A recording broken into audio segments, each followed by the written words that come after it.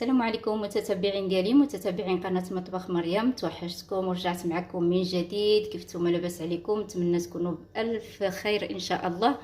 وانتم كتشاهدوا هذا الفيديو هذا اليوم فيديو جديد، وصفه جديده. كيف ما كتشوفوا غادي نعمل معكم هاد القنينطات اللي كيجيو الصراحه مزيونين بزاف، واحد الحشوه بنينه ان شاء الله غادي تعجبكم. خليكم معايا تشوفوا المقادير، طريقه التحضير.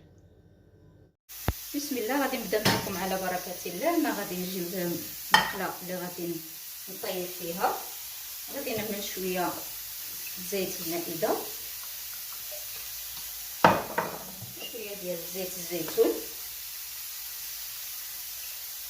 نقلب فيها هاد الكيمه ديالنا. وهنايا غادي نعمل هاد اللحم اللي عندي مقطعه ستيتوا كما كتشوفوا هنايا. بغيتو تعملوا الكفته كتعملوا الكفته، كيبقى لكم الاختيار. ممكن تعوضوها بالصدر ديال الدجاج، باي حاجه متوفره عندكم. وغادي نضيف شويه د المليحه، مليحه على حسب الذوق.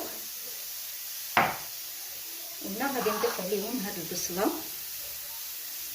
وغادي نحطهم على فوطه باش يتشحروا مع بعضياتهم.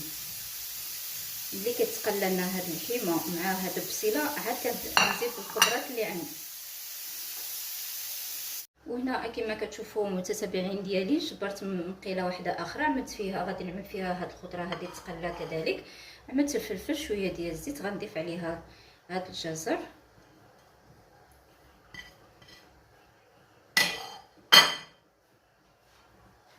نضيف عليهم شويه د المليحه، وغادي نحطهم حتى هما غادي يتقلوا مع بعضياتهم.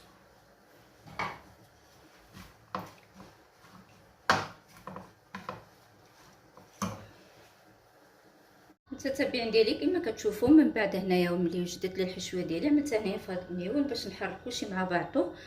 غادي نضيف هنايا معدنوس مفروم بشويه، كذلك غادي نضيف شويه ديال الفلفل الاسود الابزار شويه، وغادي نضيف شويه ديال الزعتر. بالنسبه اللي ما كيعجبوش المذاق ديال الزعتر استغناو عليه صافي. وهنا غادي نضيف واحد المعلقه ديال صلصه المشويات، كذلك الا كان عندكم صلصه السوجه كتعطيها واحد المذاق رائع من هاد الحشوه.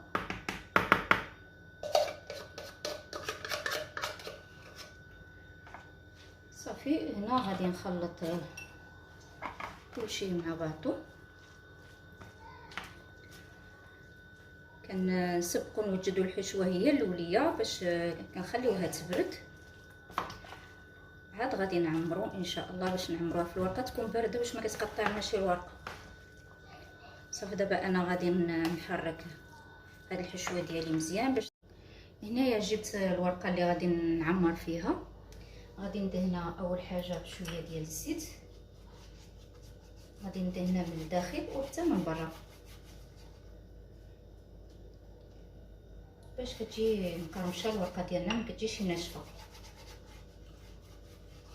صافي على هذا الشكل هذا نجيب الحشوه ديالي بطريقه سهله بهذا الشكل.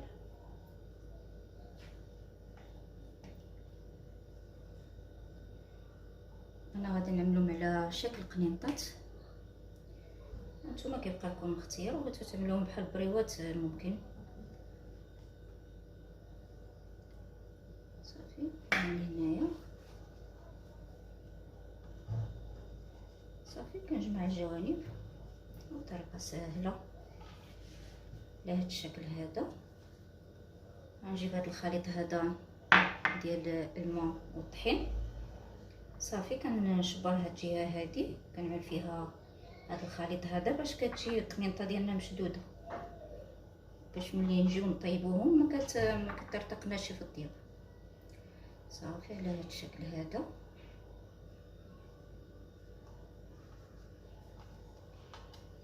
هايدايا على هذا الشكل. صافي نستمر نعمر الورقه ديالي. نجيب واحده اخرى.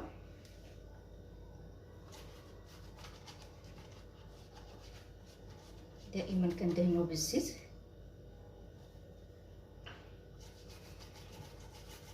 وحتى الصينيه ديال الفران اللي كنحط فيها القنيطات ديالي كتكون مدهونه مزيان بالزيت. يمكن لكم تدهنوها كذلك حتى بالزبده، ماشي مشكل.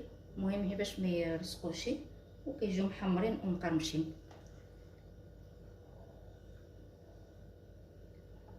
كنعملوا الحشوه ديالنا على هذا الشكل هذا وردوا الجوانب صافي على هذا الشكل. صافي وكنجمعوا.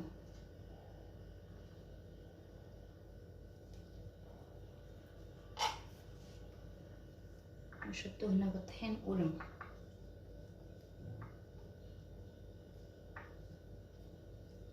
كيجيو مزيونين وكذلك حتى الحشوه كتجي بنينه بزاف. صافي على هذا الشكل.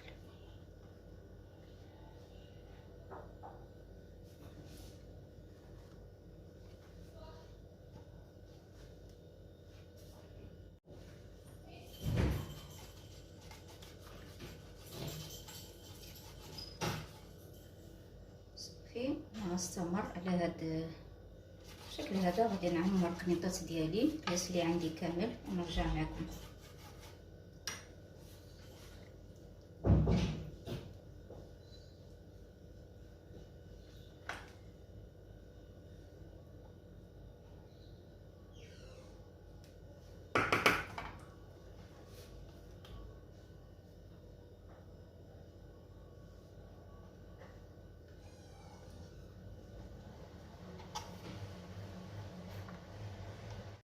هنا ملي كملت القنيطات ديالي غادي ندخلهم يتحمروا من الفوق ومن الاسفل. من بعد ما شعلت الفران من قبل وخليته يسخن مزيان وغادي ندخلهم يطيبوا وغادي نتلاقى معكم بالشكل النهائي.